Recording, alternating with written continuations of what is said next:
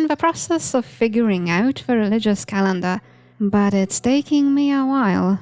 Ancient Rome had endless religious occasions, and so did ancient Athens. In Athens, the first day of every single month was a holiday, complete with processions and animal sacrifices. I'm not really sure why this was, but it's such an easy way of adding 12 holidays to the calendar that I definitely need to have this. So here's my home-brewed rationale. The crossing of a boundary is a very dangerous activity. You never know where you are going to end up, and so the crossing from one month to the next is very fraught. For protection, you need a natural guardian. You need a dog. You need to decapitate a dog and bury its head in the ground, because the head is where the soul and the vital power of every creature resides.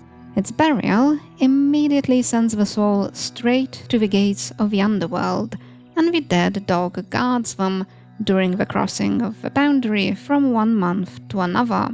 And no evil power can come out to cause harm. The first sliver of the crescent moon rises early in the morning, soon after sunrise. So on the first day of every month, the residents of, say, a little hamlet all wake up at dawn, attend the burial of the dog head, see the crescent moon rise, or imagine it happening if it's overcast, and then use the rest of the dog to cook lots of soup and have a party. I wonder who supplies the dog each month. Maybe keeping a lot of them and frequently donating one to the monthly village party is a common way for someone to gain respect and prestige in this land. And for the wealthy, it's a regular opportunity to show off how wealthy they are. Over at Kumunama, which is where the royal family resides, there's 10,000 inhabitants, and exactly 17 dozen dogs are killed before the first monthly moonrise on the open ground by the royal palace. A great deal of soup is cooked and distributed to all who have gathered, along with many thousand crackers shaped like dogs that have been decapitated. A bit more happens at the palace itself. At its very center sits a shrine with two gods at its heart, Radha facing the western entrance and her son Inlim facing the eastern one. And right in the middle of the first day of every month, a goat is sacrificed before the goddess and a horse before her son. Then the heads of the two animals are burnt in two sacred basins, along with the best spices and the nicest smelling herbs, and the rising smoke takes the vital force of the two animals and nourishes the two gods.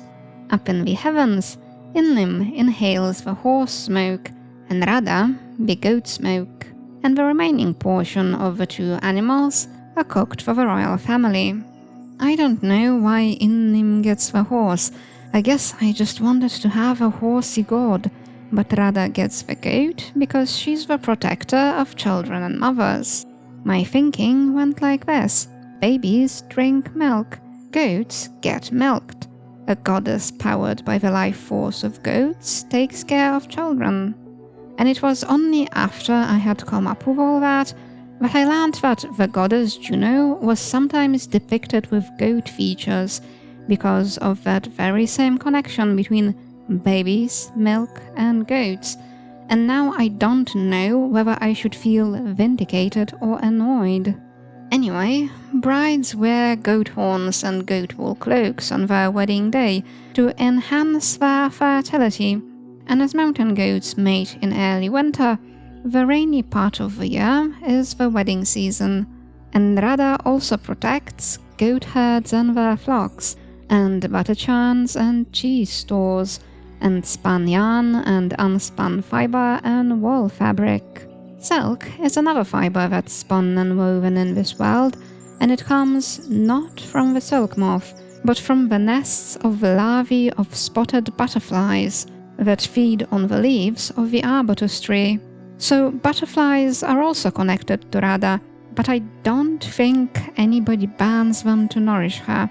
Their heads are very tiny. In any case, the gathering and processing of the silken nests is a big, major event on the calendar, and I have a few other events here as well. Now I only need to find some way to fill in all of this empty space.